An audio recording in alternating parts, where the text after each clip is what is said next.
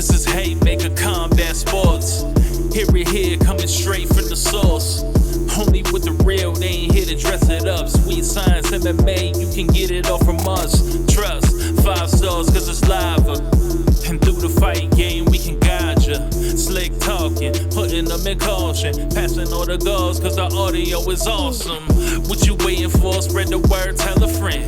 This the podcast where all of the discussion ends. When they start going strike for strike, this the show that'll tell you what you seen in the fight. They ain't playing on the mic, this a welcome to the show. Warm it up for the squad, Haymaker of the bros. I'm a bow wow, you can hear it from the pros. It's Haymaker Combat Sports on the road.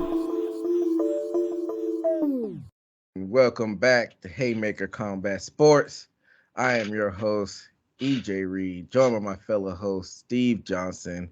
No Admire with us today, but he'll be back to review the UFC 293 pay-per-view and review that and preview that. How you doing, Steve? Pretty good, man. Was able to catch some of the fight night on Saturday. Confused me a little bit because I watched it, and then after I watched it, already put me in the mindset it's already watched. So I thought, what we was gonna do right now, I was ready to do it at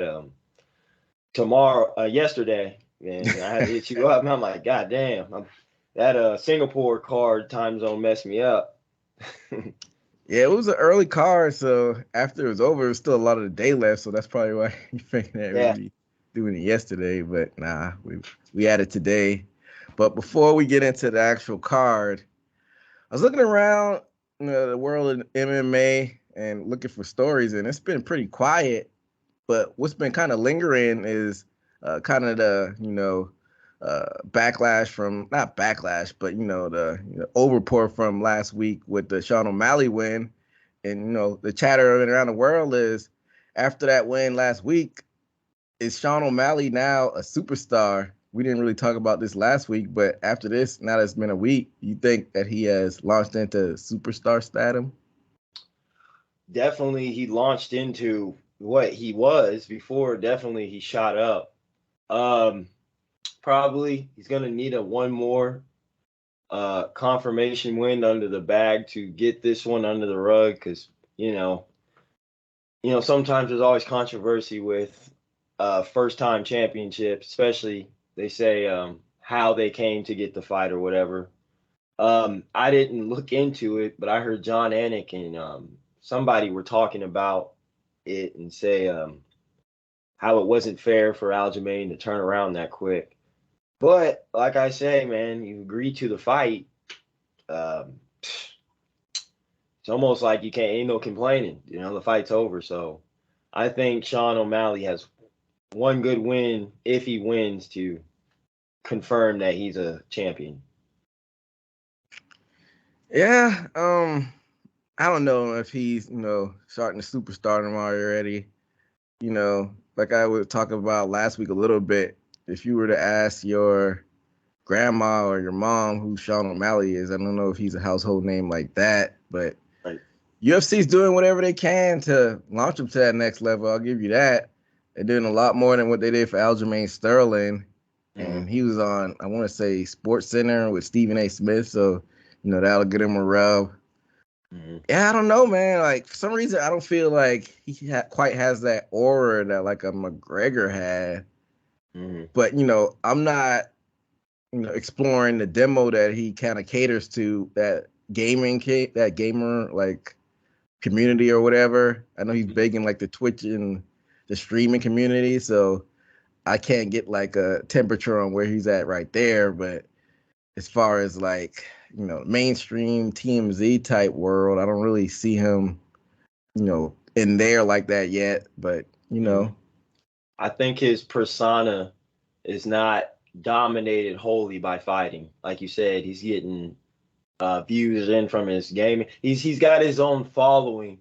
I think he's maybe one of those special people that have his own following and can, function off of that. Because I was hearing him talk. He's had money and been a superstar, which I think he's been in his own stardom versus people that's been going up. He has his own falling more than others, but I think maybe we'll have to see that maybe his falling might get him as far as it can go. Yeah. What do you think outside of the world of fighting would get him to that next level of being a household name?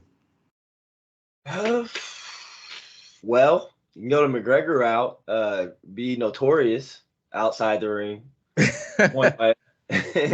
But he doesn't seem like that type of person. Hold on. I'm gonna need you to elaborate on that a little bit more. What do you mean by being notorious outside of the ring? That can mean a lot of things.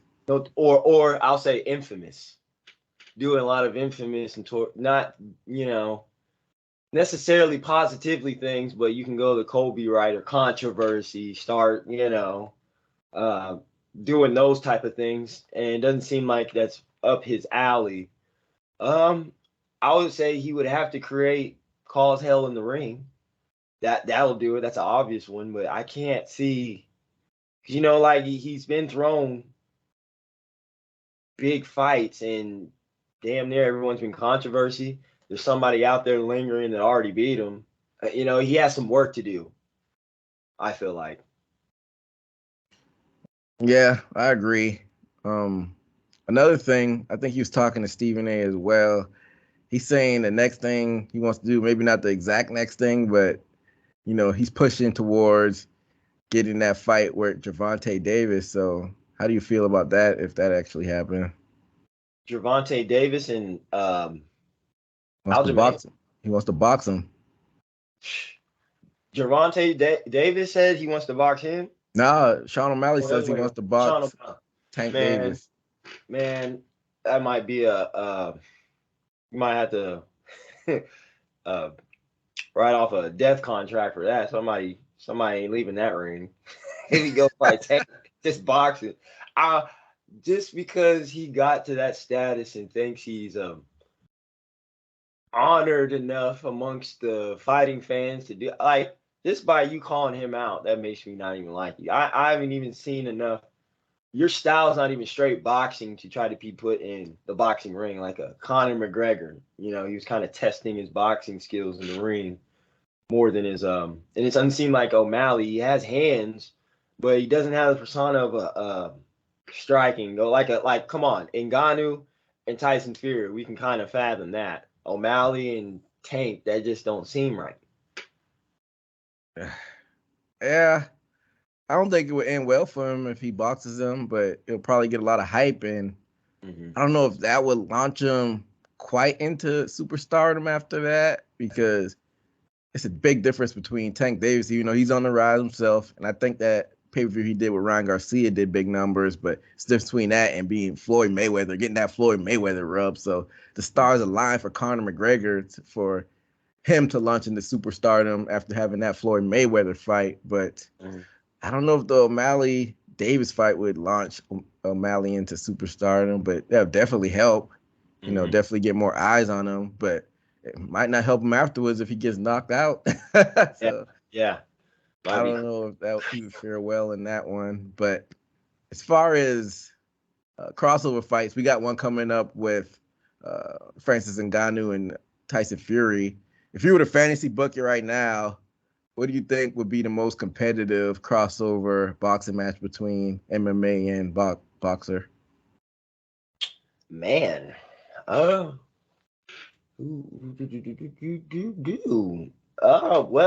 I'll tell you one fight that, it might not necessarily be a champion. I can't think of a champion right now, but I can think of somebody, Paulo Costa. Throw him on the undercard or something, like he'd be devastating in boxing. Champion, that's a hard one as of right now. Of course, I would have said Ngannou if he was in there, but a lot of strikers right now aren't based in boxing a lot. That's a good point right there. If I were to go off the top of my head and have a good crossover fight, I think I probably would throw Izzy in there, man.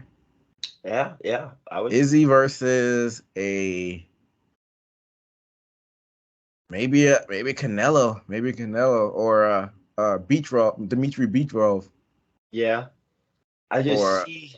maybe even a Usyk, because Usyk used to be light heavyweight, not light heavyweight, cruiserweight. He used to be a cruiserweight before he jumped up to heavyweight. Do like a Izzy versus Usyk. That might be Mhm. pretty competitive. Yeah, I think Izzy would probably do well. Or, another one, Piera.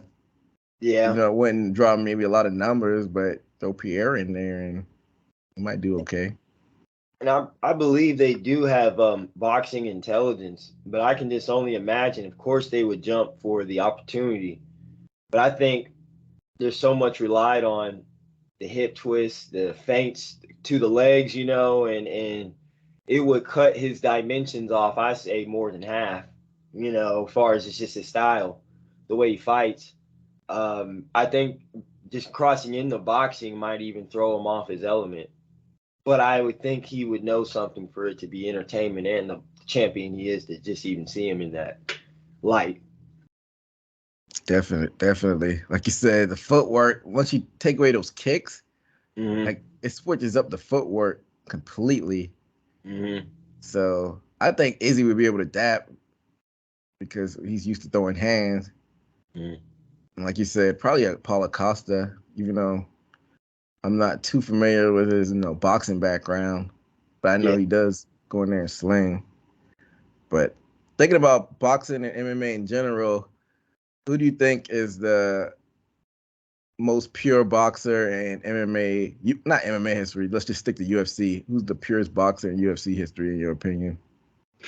Ooh, I would say top of my head, Rampage. You think Barely Rampage? threw a kick. Okay, Rampage. I remember you saying Rampage was one of your all-time favorites, but you think Hmm. he's probably like one of the best purest boxers in the sport of UFC? I would say, and I'm pretty sure there's even probably more cleaner ones out there. Just, I mean, there's many. I mean, uh, yeah, I could say, and this would go on probably maybe the later topic, but just the devastating knockouts and just the limited tools they use to get it. Mark Hunt. Um, Mm, that's a good one. um, there's a few other in my head. If I gotta get it to pop up in my head, but yeah, there's definitely some out there that just use their hands and impose their will against the wrestlers and the grapplers and just got the job done. Yeah. Off the top of my head, I think the purest boxer in UFC history would probably be JDS, Junior Dos Santos. Yeah, I forgot about him. Yeah, yeah. And Um, I'm surprised he never tested his mettle in having a boxing match when he was at the height of his powers. mhm, I'm surprised that he never crossed over like that. yeah. Uh, did you ever hear about him wanting to do that? Because he like I never see him really throw kicks like that. He used to just go at it with the hands. You got that one wheel kick off on Oh yeah, that's true. That's true. Wasn't that against Mark Hunt? yeah, coincidentally. Yeah, but other than that, he's always been a caught Cain Velasquez with that punch. Uh, uh got him at first fight, I think. Um, definitely Junior Dos Santos. Uh, it's just certain people like they transition their style towards the end of the career. Like you can say Connor during his Poirier, he started to turn into a during the Nate Diaz, he started to fall in love with boxing.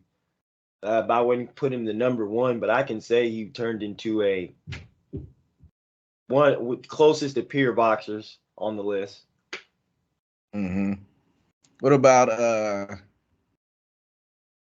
not a Connor, but like a Robbie Lawler? How do you think he would have fared well in boxing? Damn well. I think people don't talk about his style in boxing. Like he's just um, can be stand and bang, but like a guy like a damn George Foreman just getting in there, patting and just getting in there and using his shoulders and putting his shoulders up. He has very good Philly shell work and bobbing and weaving. And I'm surprised he didn't get a lot of more knockouts towards his career because his style of boxing looks pretty damn pretty. Um, um, Although it was a Nick Diaz, you kind of seen him turn it up and start lighting his ass up, and turn that little boxing on. That's the Robbie I can see with his style. I can definitely put him on the list. And one guy who I thought was going to do well in boxing was a Nate Diaz, because everybody used to always talk about his boxing, but it looked super sloppy when he actually got into it against a guy like Jake Paul, who's not even a highly touted boxer like that. So I guess we could scratch that off the list. What about like Dan Henderson? Not so much boxer because he just had that deadly overhand right. Just probably did little things to set it up. Couldn't too much see any boxing in it. He utilized it well. And then some of these people that use their hand, like, would you say necessarily boxing? Like, a Vanderlei Silva, used his hands, but would you call that boxing or swinging? Yeah. It's the difference between just swinging for the fences and actually being able to string together competent boxing and punches. And I think that's what I'm trying to decipher and choose in my head right now. You can say, look at Derek Lewis, right?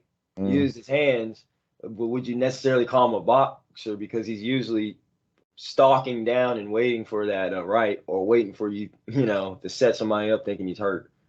Not really no purity in his boxing. Yeah, definitely. Like you said, I don't think Derek Lewis would fare well in the boxing land. What about like Fedor? Fedor Emelianenko.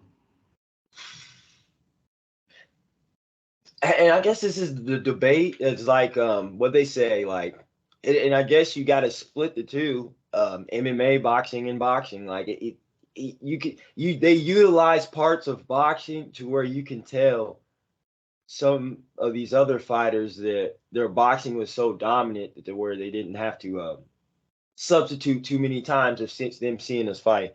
A good example is Bo Nickel, what he done not too long ago.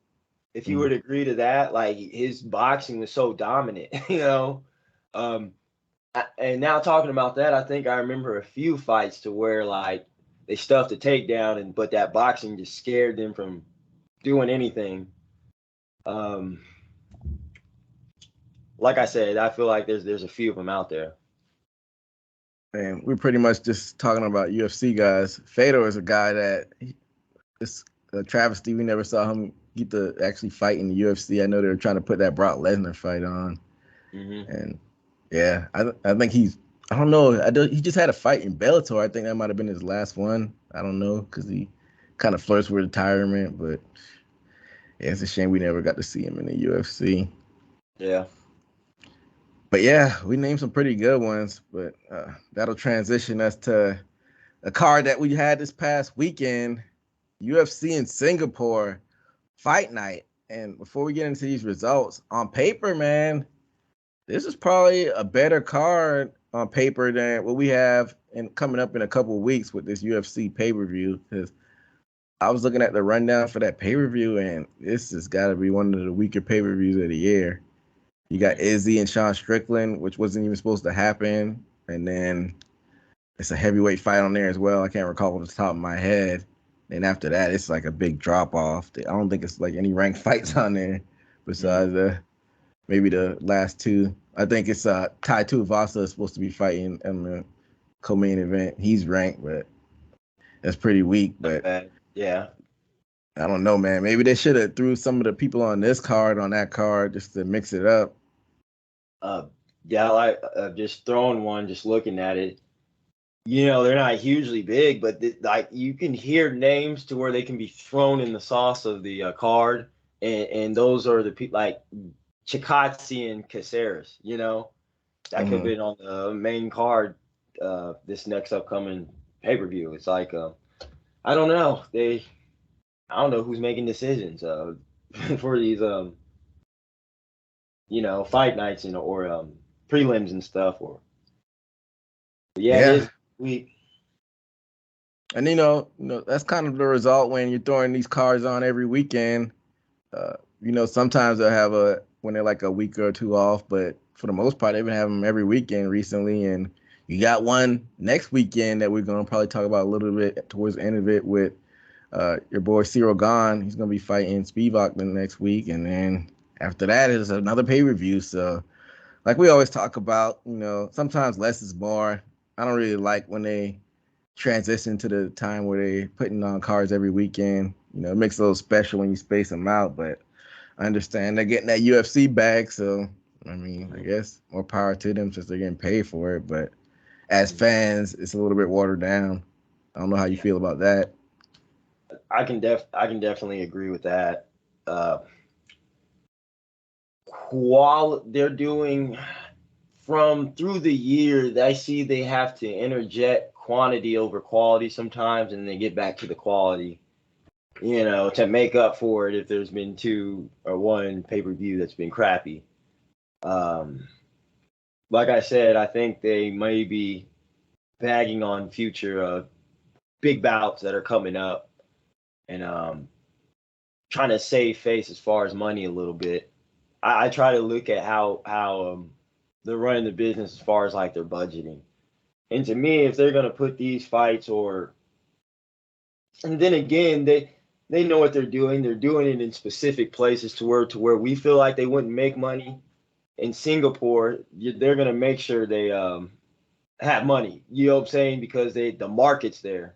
So I guess it sucks sometimes for us because there's a bunch of fighters on a card. If you go to a place that's foreign, unless they're popular, you're just not gonna know them. And so I guess I can see how it's hard to put household names for Americans in a Singapore event. True, true. And I mean, like you said, they're making a lot of money like with these gates, so I guess you can't knock them for that. But it's a little bit watered down. But Yeah. guess we could get into this card.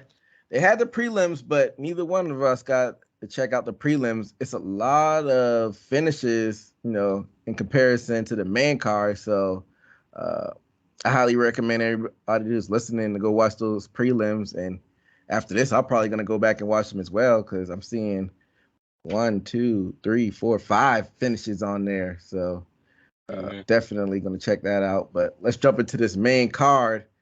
The curtain jerker for this one was Junior Tafa defeating Parker Porter by KO. And it wasn't a lot to this match. You had Tafa rocked him early with the knee, and Porter tried to wrestle to no avail, and then Tafa dropped him with that overhand right, and it was good night, Irene. What were your thoughts on this one? I wasn't able to see this one either, but as far as Junior Tafa, I would have to look at his fight again, but as far as seeing randomly Parker Porter, seeing him fight, I think I remember Junior Tafa, and I think you can't go off of what do you call it, physique. But Junior Tafa, I would say it's a given. Plus, if I can remember, he has a good style. If I'm not mistaken. Does he have a good stand up? As far as Tafa, Yeah, or is he a jiu-jitsu? he's a stand-up. He's a big boy. He's Australia. Um, I'm not gonna guess his nationality, but I think he might be from one of the islands. Okay. He has an older brother. I want to say his brother's name is Justin Tafa. He faced Parker Porter as well, and he beat him as well. So it's kind of got to be a gut-wrenching feeling for Parker Porter to lose the two brothers like that. Yeah, and I just remember random fights. I mean, Parker Porter, he's lost a fight before, and it to me, it's like I don't know why I remember him, but I guess it's not looking too good for him if he's going to keep on losing. Because I think he Yeah. lost the last one. And they say Parker Porter did a lot to shed some pounds. They said he cut like a lot of weight. His wife got him to cut weight, but guess it didn't help because still got knocked out. So Yeah. it'll be interesting to see where Porter goes after this. But I mean, it was a nice way to start the card off. But we jumped to the next fight that had a bunch of implications as far as that flyweight division goes. We had Aaron Blanchfield defeating Dalia Santos by decision. And starting off with round one, Santos was throwing those heavy shots. And then Blanchfield weathered the storm and got into the clinch and didn't do anything with it. And then Blanchfield got the quick takedown, but Santos got right back up. And then Blanchfield ended the round in the clinch. But I gave that first round to Santos because she was landing the heavier shots. And then we went to round two, and Santos came out swinging, and Blanchfield was able to get her in that clinch. And Santos tried to reverse the takedown, but ended up on the bottom. So that was like a weird little exchange. And then Aaron landed a few shots on the ground, but nothing significant. And then Aaron landed that round in the clinch. And then we went to round three, and Santos was clearly tired going into that third round from defending those takedowns for the majority of the fight. And that allowed Blanchfield to finally open up on her feet in that third round. And then Aaron controlled Santos when she had her in that clinch. Then every time Santos broke the clinch, Aaron was piecing her up, and she was able to edge that third round out. And Aaron Blanchfield got the big win, and it's a lot of hype around her. What do you think about that fight? Well, definitely, yeah, I've noticed she's gotten hype. And I'm also surprised because I think the last time we've seen Santos was the Valentina fight, if I'm not mistaken. Shevchenko. I think, yeah, she lost. Yeah, I think that might have been. She may have had a fight after that. I can't recall off the top of my head, but you might be right. She might have.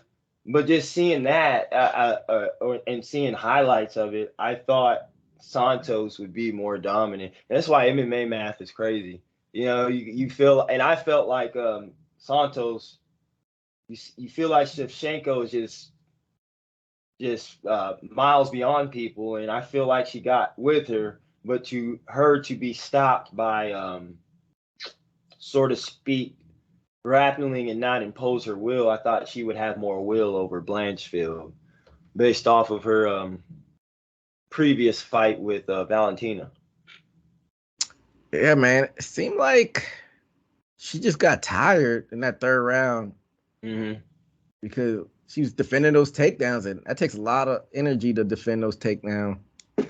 And that's the difference between the Valentina fight. She was the grappler, and Valentina, I think, was trying to, get away, so to speak, or use her grappling as in the defense. But I would say definitely Santos had to use more energy to fend off things in this fight.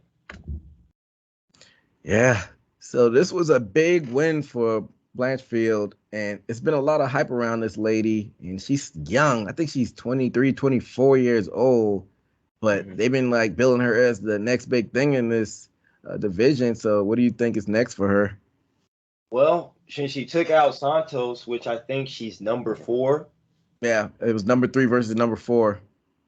Eric Blanchfield's number 3? Yeah. Oh, yeah. Well, she proved it with Santos. And who are the two? We got that rematch between Shevchenko and Alex Grasso. Yeah. So I say, I honestly say after this fight, I think she would be honored into a championship contention or title shot. I think she's earned it beating Santos. Yeah. This is almost like a John Jones type trajectory. If she gets the title fight next, John Jones was like 23, 24 when he won the belt. It's the youngest female. I don't know. You had Ronda. She was in her, mid-20s or so? 25, 26? She might get it as far as youngest female fighter. Yeah, I can't think of any off the top of my head. Grasso, I think she's like 28, 29, so she's not that young. Hmm. Um, Rose, I think Rose was pretty young when she won it. Yeah. Um, and considering that, I guess it is a rarity to see a young and upcoming female fighter, totally dominating in their young age. They seem to bloom in their starting in their mid to later 20s. So I think this is a rare piece we get to see in UFC history. Yeah, so if I were her, I would just wait for the winner in this next fight, and you probably got it next, but we'll definitely keep an eye out on her. Hmm. And the next fight, we have Rinya Nakamura defeating Fernie Garcia by unanimous decision. And we start off with round one, and it was kind of feeling each other out. And then Nakamura got a nice hip toss takedown. And then Nakamura controlled him from the ground for the remainder and went for a weird inverted choke. I don't even know what you call it because he was on the bottom and he kind of had him. He was laid flat out and he was at the top of him, kind of like Oh, a 12-6 position. yeah, and that's. it, I wonder what you would call that. Yeah, yeah, reverse and triangle. I mean, I don't know. yeah, I don't even know when because he had him like almost like I don't even know what you call it. He had him almost like a guillotine with his arm, but he was on top and the other guy was on his back. Mm, The guy who had the choke was on his stomach and the other guy was on his back and he was at the top of his head. I see. Yeah, Reverse inverted. I yeah, mean, it that's was kind of hard. it was weird, but he wasn't able to get it. And then after that, he ended the round with some heavy strikes on the ground. Then round two, Nakamura started the round with some nice kicks, and then Nakamura got the takedown again. And during the takedown, Garcia went for that guillotine to no avail. Nakamura controlled him on the ground for the remainder of the round, went for that key lock, but Garcia defended it well. And then we go to round three. Same story as the other two for the most part. Nakamura was able to work his way in the inside and get the takedown, controlled him on the ground for the majority of the round, and went for armbar that's pretty deep. But I was surprised when Garcia defended it. I thought it was over. And Garcia was able to get up and ended the round on his feet, but ended eating up that nasty head kick in the process. And Nakamura was able to get the win. So, what were your thoughts on this fight? Wasn't able to see this one also, but from what I see, um, I can't remember if I seen a Rinya fight before, but as I say, these two people and having a card to where not too many household names, I'm just gonna have to wait to see them to almost have a beacon of to see where they're at. They're gonna have to fight a known fighter for my comparison. Because I really don't know. I can't remember if I seen any other fights. Maybe Rinya. I think he's familiar, but Rinya Yeah, Garcia. He's a Japanese fighter, so I think they're probably going to try to put a lot of hype behind him because I want to say he's relatively young as well. I can't remember the age off the top of my head, but Hmm. uh, he went over there and cut a nice little promo. Didn't need a translator, so they might try to get him to cross over to more of a U.S. fan. So Hmm. we'll see what happens with him because bantamweight is always looking for new stars. Now you got O'Malley there. You want to bring up some younger fighters at that. So we'll keep our eye out on what Nakamura does next. But that'll take us to this next featherweight fight. We got Giga Chikadze defeating Alex Caceres by unanimous decision. This was a number 9 versus a number 15. Round one, it started out, they were feeling each other out on the feet for the most part. Alex hit that nice spinning back fist.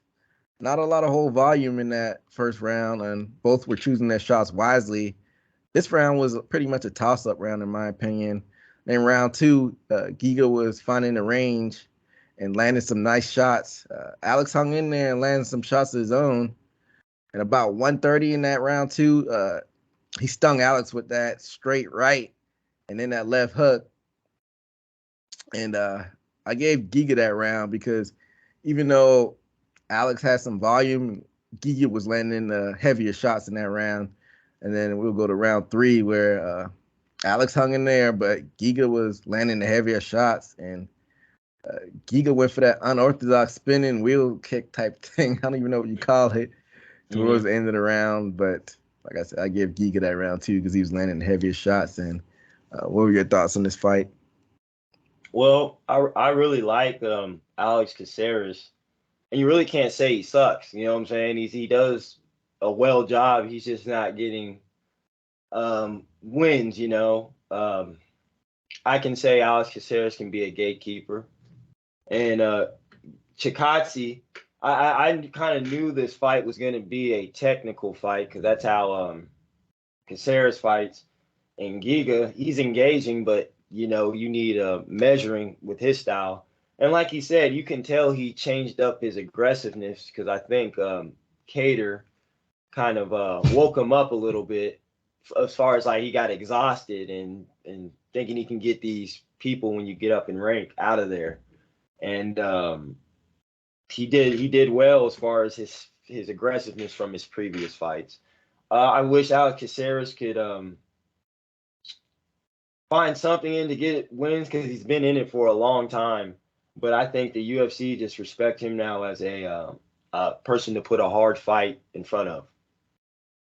And like we said on the last show, gatekeeper is kind of have a connotation for being negative, but you can have a long career being a gatekeeper. You got the up and comers, and you try to test them. And if you're a gatekeeper, it's your job to be like, "Nah, you're not ready yet." So you string along a nice UFC career being a gatekeeper, and that's pretty much what Bruce Leroy is at this point, I guess. The best gatekeepers are the ones that don't get knocked out. If you get knocked out as a gatekeeper, people are going to disrespect you a little bit or not give you the credit. Oh yeah, if he I think gatekeeper is almost oxymoron to being knocked out, because if you get knocked out, they're gonna let you go. You're not gonna be a gatekeeper. Exactly. But gatekeepers, like you said, gatekeepers usually are durable and they'll get to the decision. So, but you think Alex Caceres should maybe go down to bantamweight because he didn't have any pop behind his punches, and this is featherweight. I want to say Caceres maybe fought in lightweight back in the day too. Yeah.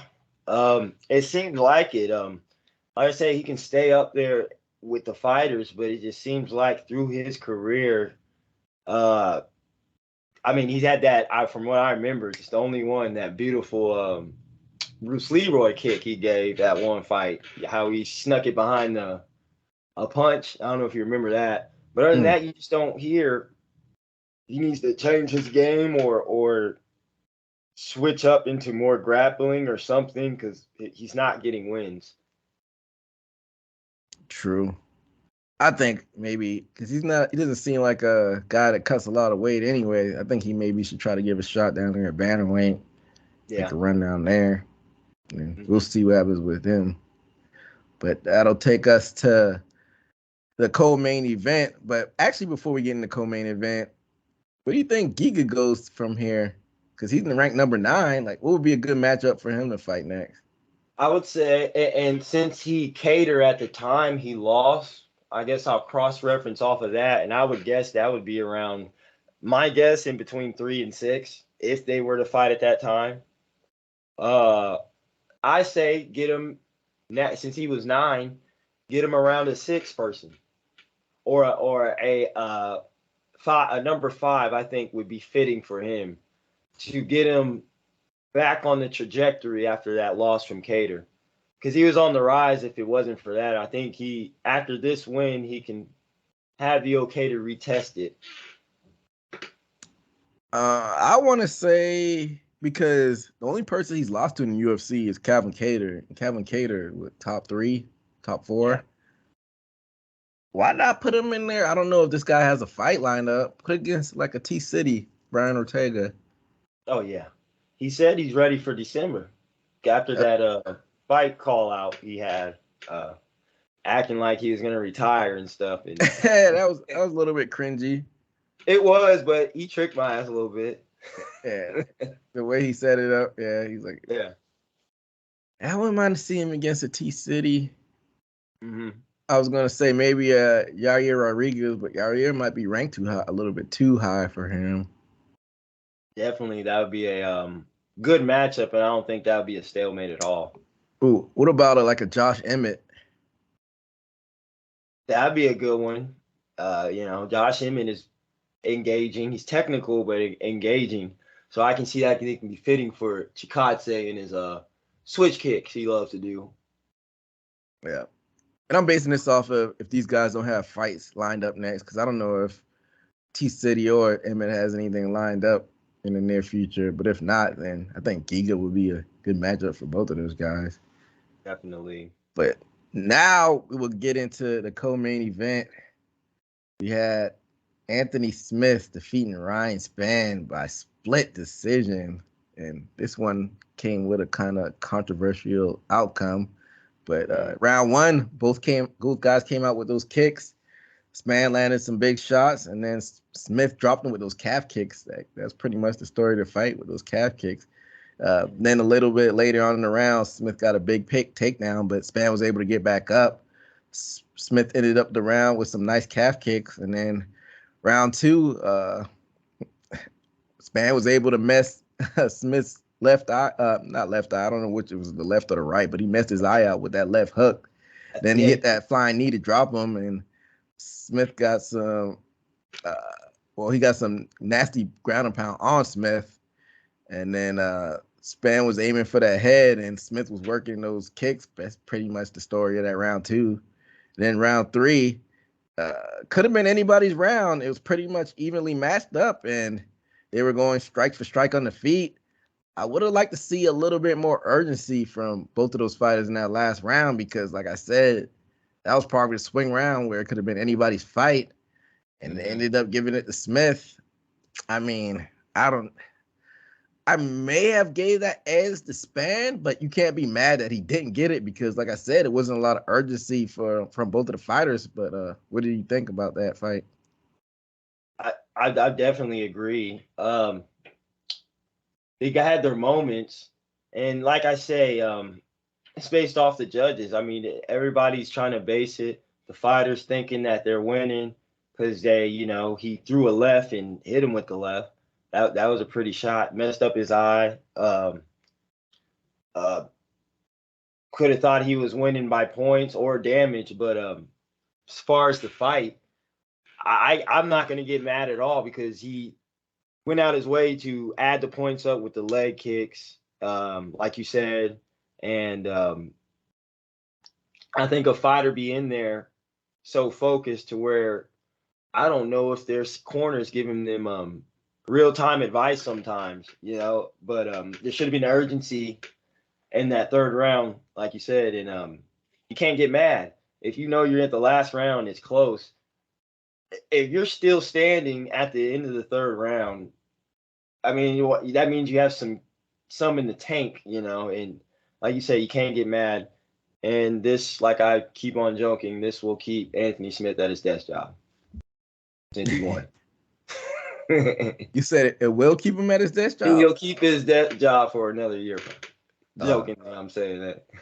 Oh yeah, because he won. You think they'd fire him if he lost? No, I don't think so. But you kind of have a statue about you, man. I can't be losing on this desk job, But that's how I think about it. So, in your opinion, who you think actually won the fight? Because, like I said, I think Spann may have edged him out in that third round, but I can't be mad that he lost it because he didn't show any urgency. Who you think actually won the fight? And me, as everybody is a fan. I like the damage. How you may have been looking, how fine you were after. I can see Spann, but it's just when you make it close, you got to make an outstanding event happen in that last round if it's tied up or if you think so.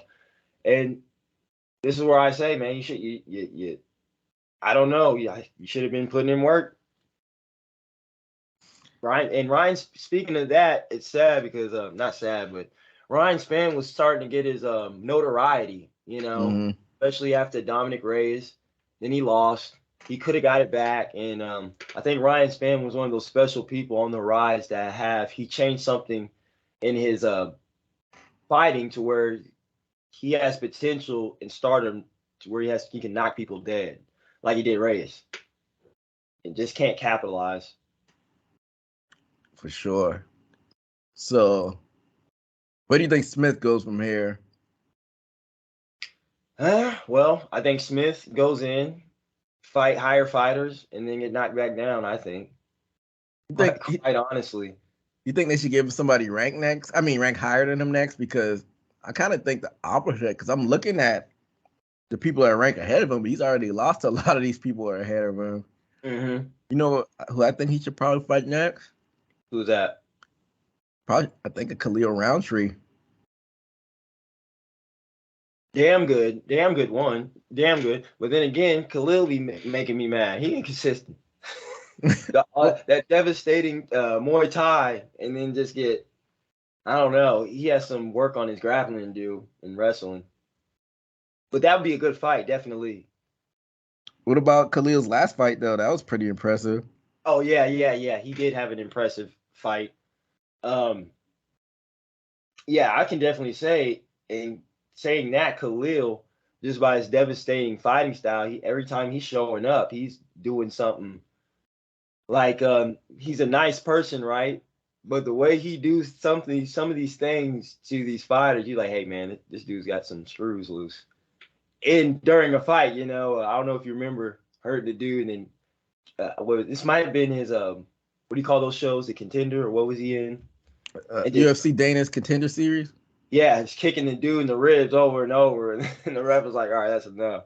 And you really don't see those type of KOs. So I think it'll be a test for Anthony Smith without being too out of his league. Like, I hate to say it, but I mean, Smith might be in the gatekeeper status, like, but you can still keep getting money off being in the UFC, even if you're a gatekeeper. Yeah. But like you were saying earlier, man, Span had some a little momentum, but then he kind of lost it with these last two fights. And maybe he should go back to basics and maybe fight somebody a little lower ranking than the last two opponents. What would you think? Because Ryan, I have to see his height. I might be wrong. What about, you think he's too? Nah, never mind. Because it looked like he gained weight. I would say, what would you think if he'd be middleweight? So I don't think he's a huge light heavyweight, but I don't know what he walks around at either. Yeah, he doesn't. It doesn't look like he's like a huge light heavyweight. So, but he's taller. He might be able to make that middleweight. I want to say he's about Izzy's height. I can But I don't know how remember. bad that cut is for him. Yeah, before he got a little bit swoller, he didn't used to be a swole, probably a little bit thicker than Izzy, but I beg to differ now. It seemed like he put on some weight. That's why he's knocking people out, or did. So back in 2008, they commissioned those new divisions that I don't see any other company using. You have 165 super lightweight, nobody's using. One is 175 super welterweight, nobody's using. And then you got the 195, which is super middleweight. He'd be perfect for like a super middleweight division.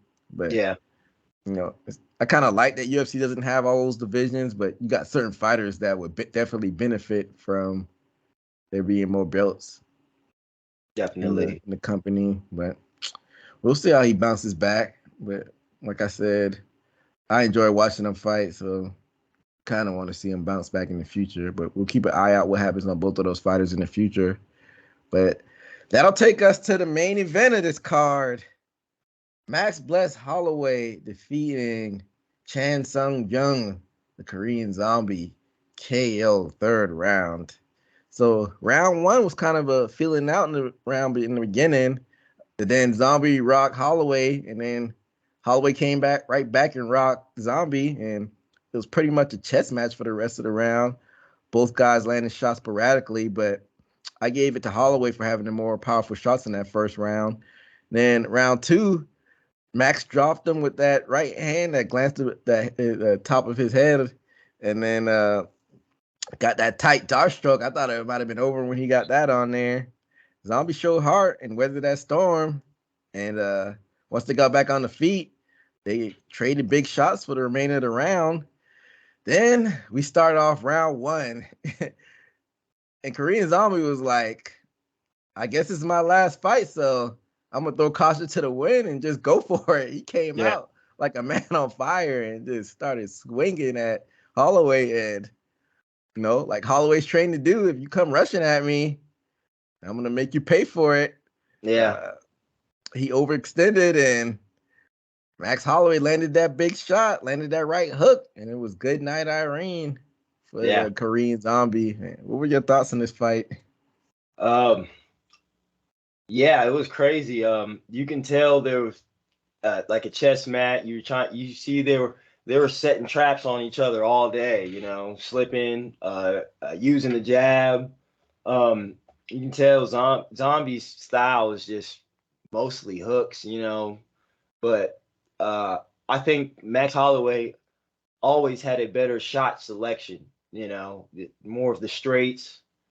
And like you said, I was listening at the time and during live, and you got that Darce choke off, and I stopped cutting and looked. I'm like, man, it's over, and literally cut out the audio in my ear. You know what I'm saying? Then I'm sitting here cutting round 3, and I'm like, oh, it's not over. So I got tricked. So, and then after that, the third round, like you said, he went crazy, and then Aaron and I realized, and just seeing Zombie just throwing that full intent punch, you can tell it was just, you didn't see it coming because he threw a full swing after he got knocked out. It almost reminded me of the Zizek when Wei Ling got her. That's what it reminded me of, and he just fell flat forward. What about Conor rushing Aldo, and Aldo got that swing going down? That's a good one. Yeah. And Max Holloway is good at that. So I feel bad for Korean Zombie, but I don't think, if we can remember, but I think we even talked about, maybe I have to look at these past podcasts, but I think we even talked about Zombie maybe at the end of his career. Yeah, so we'll get into that next. After the fight, Korean Zombie laid his gloves in the middle of the octagon.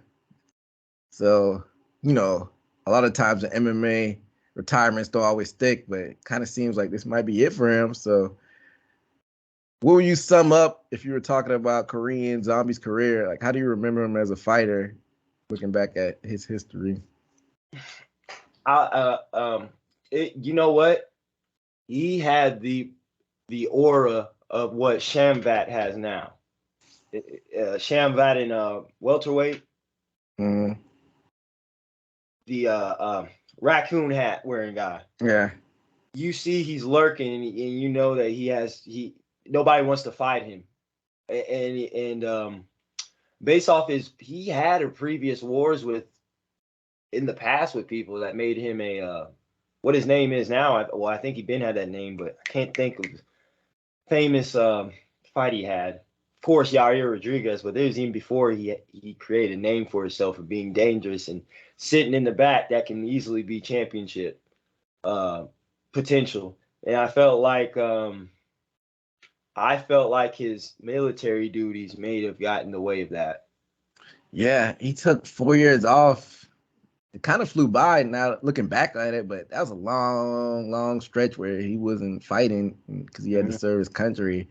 And, I think that put him in a good light as far as UFC fans serving his country. So, because he was a fan favorite, even in the States, like everybody would go crazy for him. Mm-hmm. And to think back on his career, I just think people will remember her for being just like an action fighter, somebody, you could throw on a fight night main event and you're going to be excited watching his fight. So you could throw him on a co-main event of a pay-per-view and you're going to get a lot of action. And I mean, he should be satisfied with his UFC career. He got 2 title shots. He got one against Aldo early on before he did the military. And then later on, he was able to come back and get a fight against Volkanovski. So I mean, he's pretty much at the top of the division for the majority of his UFC career. He just wasn't able to capitalize and get over that hump and get in the belt. But a lot of fighters don't even get title shots. So Mm-hmm. I think we remember Zombie is just like an action fighter who went in there and just gave it his all. What about that Twister? I think he was the first one to get a Twister submission finish in UFC history. We just saw another one like 2 weeks ago, and I think that was only the third one. So you don't see a lot of those happen. Yeah. Yeah. Garcia, dude, he fought twice. Leonard Garcia, yeah. Mm-hmm. Yep, still holds that the first one to do it, and that's also what boosted his stardom right there. That's another thing. Once you do something first in the UFC, you'll be adored for it. Definitely. So, hey, shouts out to Korean Zombie for having such a action-packed UFC career. Mm-hmm. We salute you. But talking about the winner of this fight, Max Holloway basically was in a lose-lose situation in this fight, winning this fight. I mean, because if he were to lose, it would knock him down, but he's ranked number 1, and he's kind of stuck in featherweight purgatory. What do you think Holloway does after this? Because he's ranked number 1 and lost to the champion 3 times already. Yeah, and you might have some playing room if you're number 2, but since you're number 1, I mean, are they gonna say sit to the side because he had so many fights and let people pass him? I mean, I haven't seen too many number 1s sit for a long time like a Tyron Woodley or something. I think the higher up, the more you can't do that. And like you said, it puts him in a hard spot, and you can't throw him against Volkanovski. This is 3. Is that marketable? Do people want to see that? He might have to be forced to sit down, depending on what Dana wants. Or if he wants to get paid, gamble and fight somebody ranked lower than them. I don't see him doing that though. Maybe an Emmett. I don't think he's faced most of those guys already. Yeah. Does he face like an Emmett maybe in the interim? Yeah, I mean, like I said, that's going to be a hard one. To Korean Zombie, that was actually a good comparable person to fight with. I don't see it. He could, but I don't see it or headlining any more fights other than maybe a pay-per-view on the undercard, not undercard, but below the main event. Yeah.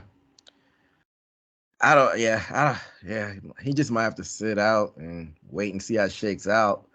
Mm. Another thing is, I know Holloway's a bigger featherweight, but we thought the same about Aldo. If you guarantee Holloway an immediate title shot with O'Malley, would you do that if you're Holloway?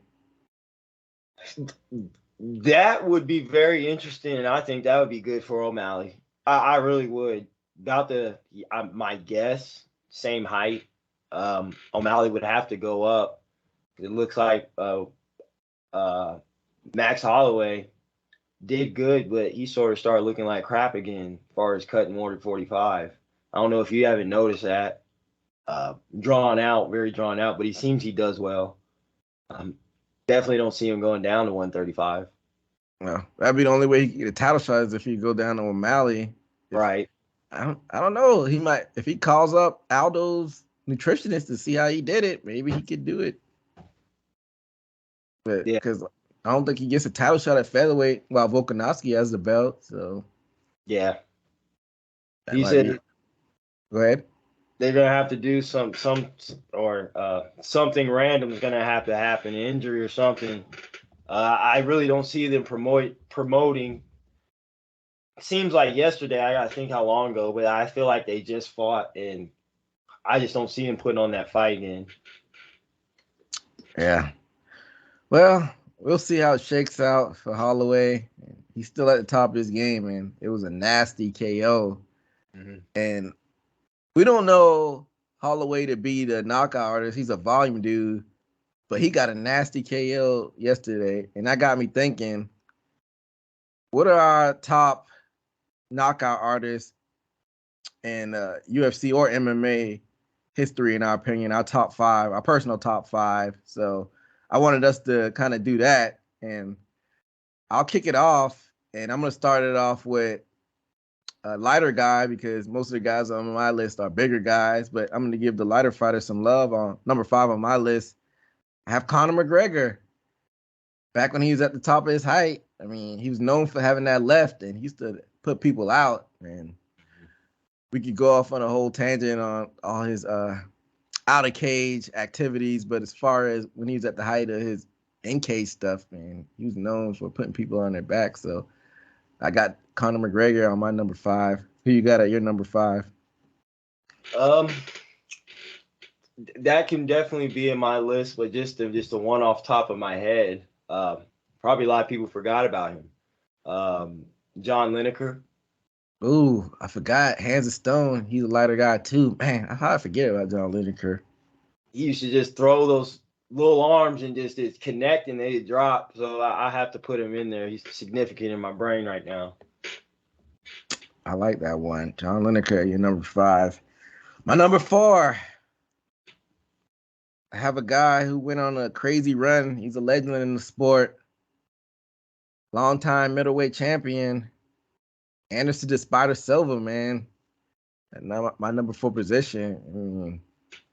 Just thinking about that Forrest Griffin knockout, man. I think he was going backwards when he knocked Forrest Griffin out. Man. Yeah. It was nasty. So I got Anderson Silva at my number 4. Who you got at number 4? Yeah, that was damn. I can't believe that didn't pop in my mind first. Let's see. Well, here's another one I said earlier in the show. Mark Hunt. Ooh, big boy, Mark Hunt. Yeah. Mm-hmm. And he just went in there and bulldozed people. What was that one he got on a skyscraper? Yeah. That was nasty. Walk off KOs and stuff. Yeah, that's a good one. Mark Hunt, big boy. I like that. So you have Mark Hunt at number 4. My number 3, I got a guy who's on the verge. He went, I think he fought in 1, 2. I think he fought in like 4 different weight divisions in the UFC. Rest in peace to Anthony Rumble Johnson. I got him at number 3. Man. Damn. Rest in peace. Forgot about that. Dang. Yeah. Definitely agree with that. Knocking people dead. Got revenge from his friend Rashad, knocking out Teixeira. I remember that. He's done a lot of things in transitioning into his heavyweight journey. Light heavyweight. Yeah, definitely. Who you got at your number 3 spot? Oh, let's see. I can. I just had him in my mind, just went out of my head, but I could say who.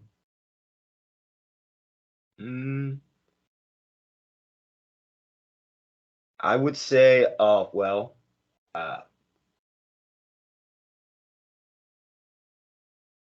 Derek Lewis.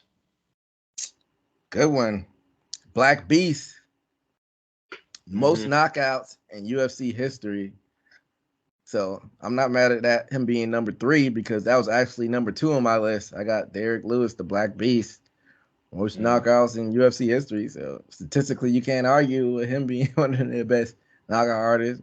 And he's entertaining on the mic with his balls being hot and whatnot. Yeah.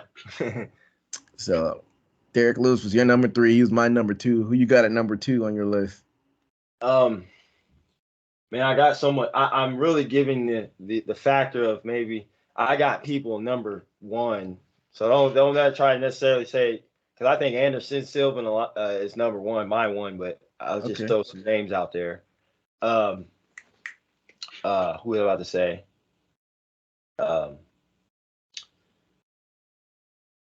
Damn, I just had him in mind. Oh, I always liked him and I wanted him to do well, but he didn't. But I liked him. Why is his name get out of my head? Cuban hung out with your Romero. Dan Henderson knocked him while catching his leg. Mm. He's Joel Romero's friend. Yeah, and he was cool with Tiago Alves. You know, they're all Cuban and stuff. What organization did Dan Henderson fight him in? Yeah, UFC. Was it Hector Lombard? Yes.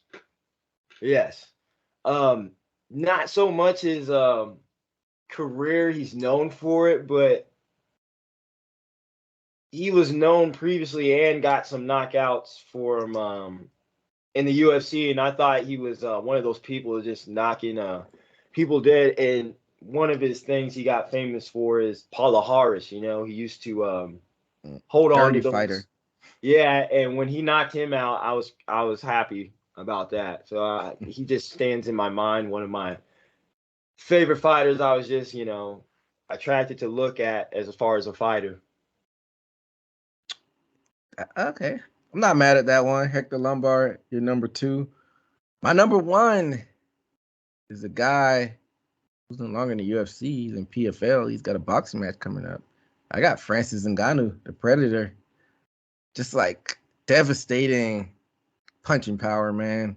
And he's kind of got that Mike Tyson type aura when it comes to MMA, man. He's just a big, scary dude, physically imposing, man. So that's what I got at number 1. It's even scarier. It's almost like those people you went to school with. They're so damn big, they don't even know what they have. Gentle giants and stuff.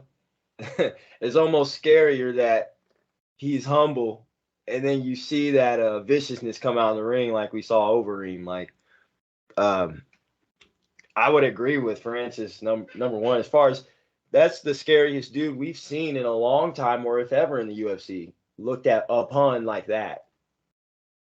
Definitely. He's like just the boogeyman, and I doubt it'll happen, man. I hope he makes his way back in the UFC, but I doubt it.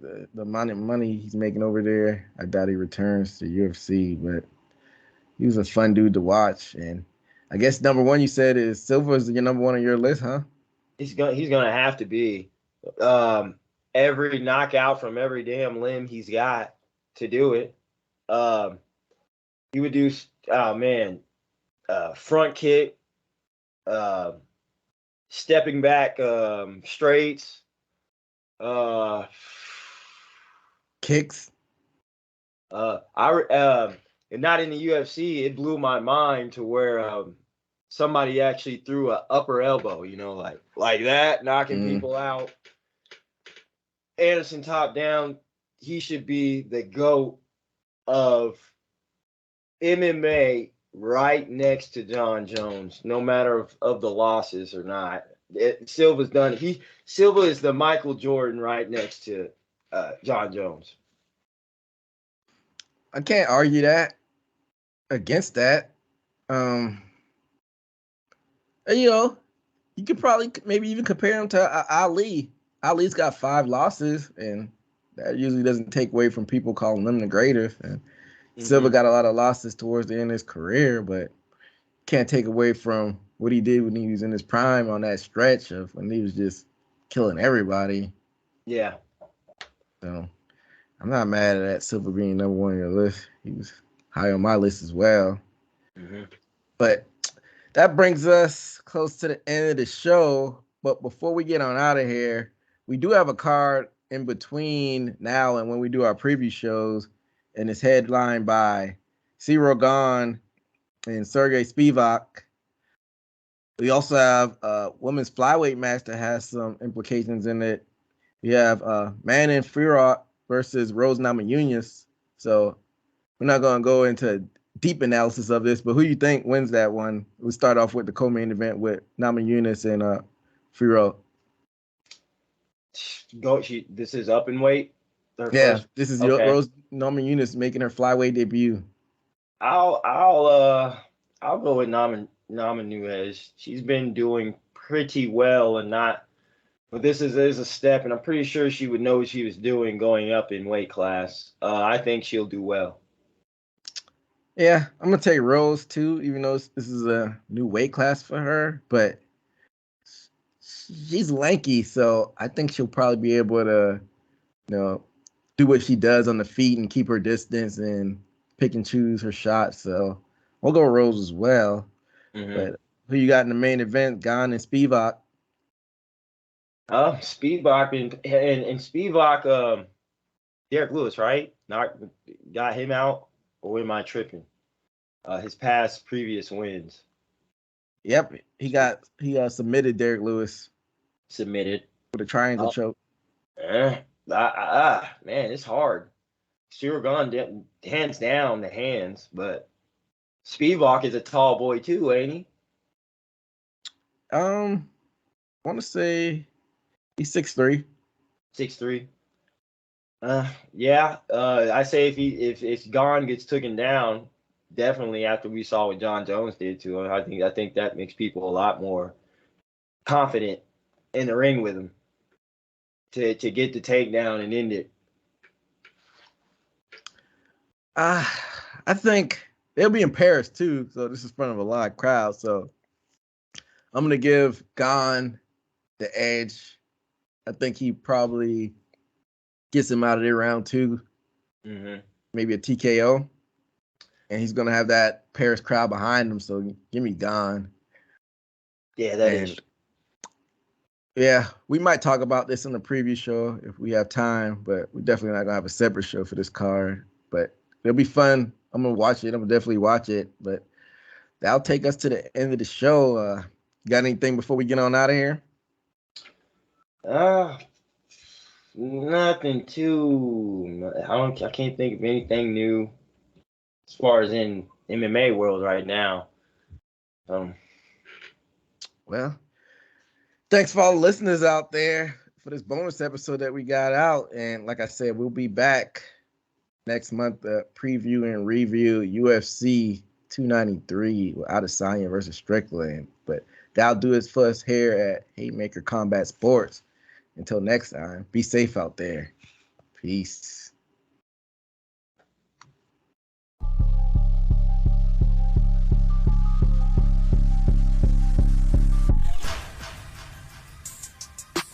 Hit the takedown, ground and pound, that was from the top.